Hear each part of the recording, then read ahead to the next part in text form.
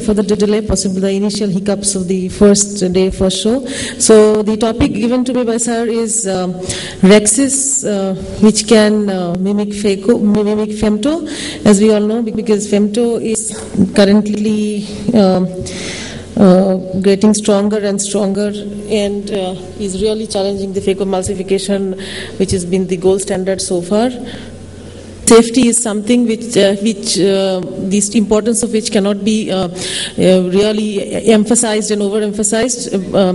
And then the other important issues which a good CCC can give is in the back placement of IOL, and also for successful outcomes, especially in today's era of premium IOLs like the multifocal and the toric IOLs. Now, before we get into the OR and the CCC, a lot of preoperative planning is required, and that starts when you are seeing your patient on the slit lamp. So look for issues on the anterior segment, the corneal clarity, because any kind of scar or any other issue with the cornea, you need to plan your CCC.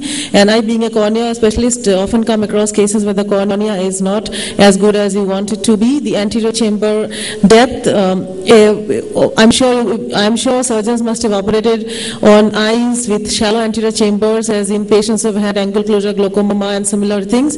And believe me, CCC in such a scenario is way different from a CCC in a normal anterior segment. Pupillary dilatation, well, it's really important, because that is what is going to give you the visualization. Unless and until you see the anterior capsule well, you have good exposure of the anterior capsule, your Rhexis becomes a really tough job for you. The nucleus grade, again, it's important because it gives you the good red reflex in the cataracts, which are like grade 2, grade 3, and the reflex gets lesser and lesser as you go, as the nucleus grade becomes mature, and also the kind of nucleus that it is, that intumescent and things like that, where you may need to plan your Rhexis accordingly.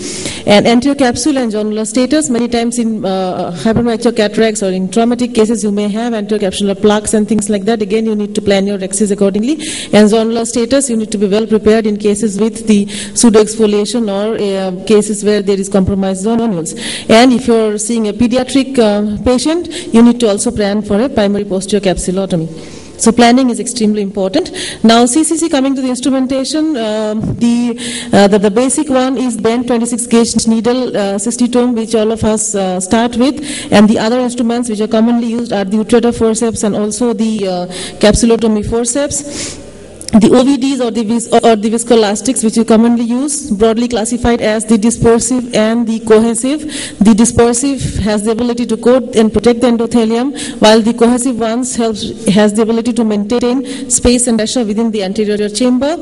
And a few words about the soft shell technique, which has been very useful technique for all of us, which is described by Dr. Varshinov, wherein you have you use both the kind of viscoelastics, the dispersive to coat and protect the corneal endothelium, and the cohesive one to create good space in the anterior chamber for you. Sorry. And the other aids, which include the trypan blue, which helps in adequate staining of the anterior capsule and thus makes your life very easy in eyes with total cataract, in pediatric cataracts, and in cases where you have a corneal scar along with a cataract. Pupil dilators, where the pupil does not dilate, you can use the iris hooks or rings like the Malogin rings, and you have Dr. Bhattacharya also from India who has designed his own ring. So without visualization of the anterior capsule, a good Rhexis is going to be difficult. Let us start with this first case, which is like a routine.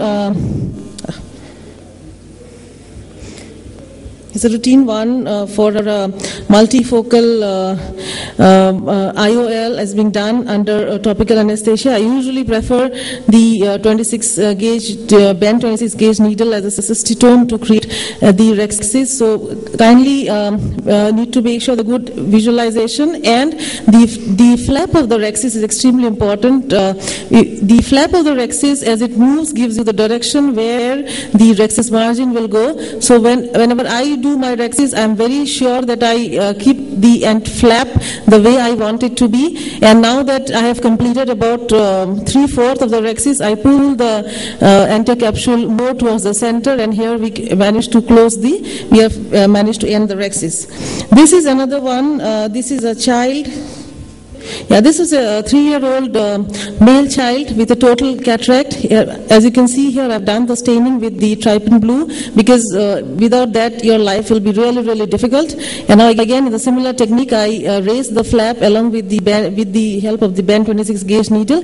And as I proceed, you can see here, can you see the flap? Here it's very different from what I did last time. The flap is very much directed towards the center because these capsules are extremely elastic. It's very difficult to manipulate them and a very, very high propensity to run off to the periphery. So I'm all the time pulling my flap towards the center so that I can then maintain the proper shape of the CCC. And I'm kind of now almost 2/3 done. There are some air bubbles, of course, they should be removed because they hamper your visualization. So anything which compromises your visualization should be taken care of. Otherwise, you might just land up in complication. And also, you need to, in such tricky cases, need to really go slow. Whereas in a normal adult cataract, you would just finish the rhexis in a matter of few seconds. Here, you may need to spend more than 2 or 3 minutes to make sure that you don't land up with any kind of problem because the whole surgery depends on this. And in pediatric thing, the IOL going in the bag is extremely, extremely important. Now, being a cornea specialist, like I said, I do get cases of corneal scar very often. This was a one-eyed elderly gentleman with grade 3+ nuclear sclerosis, and you can see here there's a central nebulomacular scar and clear mid-periphery and an annular scar in the periphery. So when I saw this patient, the planning which we did was that I don't have a pointer. Yeah, the rhexis margin I should be in between the central capsule as the central plaque here. Yeah, so this is the central scar and you have an annular scar here. So when we plan that the rhexis should be somewhere in between these two and should not run into the periphery because that is going to impair your visualization and make things difficult for you. So here again I have done trypan blue staining. I normally do that in all cases of corneal scar because that makes life much more easy. And as you can see here, I'm trying to make sure that my flap goes in the area where the cornea is clear and I am comfortable. So that kind of planning is very, very required, and we are fortunate enough to have the Lumira microscope which has gives you a very good red reflex for the rhexis to happen. And I'm going, as you can see, I'm very clearly avoiding the scar area here. There's a corner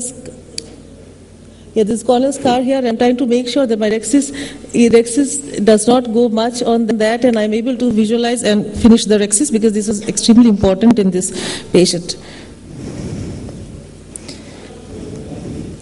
Rest is pretty much the same. We managed to finish the rhexis. Yeah, the capsule has got torn at 2 places, but then still I managed to get the 2 flaps together and put some more viscoelastic so that I have good control over the anterior capsule.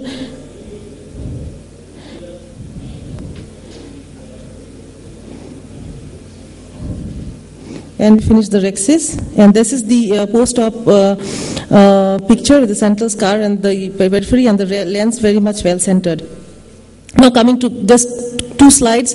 Where are we standing now between the femtorhexis and the manual CCC? When you look at the literature, the first study, which was, in fact, both studies have been published in the December issue of the JCRS. The first one says that the femtocapsulotomy has better circularity, more predictable, and has better IOL centration compared to the manual capsulotomy, which they did, and the study was based on OCT, whereas the second study wherein they evaluated the anterior capsules on the scanning electron microscope, and they have concluded saying that the femtosecond laser created irregular capsulotomy edges as compared to the manual capsulotomy. And to support the latter, there is another paper in the Journal of Ophthalmology. This paper is from Italy, wherein they have shown beautiful pictures, again scanning electron microscopic pictures, wherein they have shown linear tracks and some white tags here along the anterior capsule, and these are higher magnification pictures which shows bumps and notches. So they have said that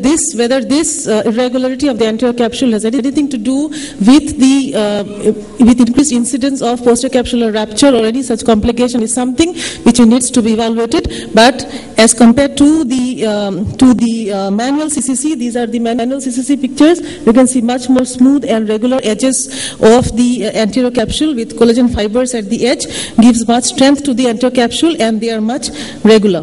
So to summarize, a well-centered intact CCC is key to a safe cataract surgery. Manual is less predictable than the femto, but edges are more smooth and regular as of now, whatever the studies say, and it will possibly remain still the gold standard even in today's era of femto lasers. Thank you.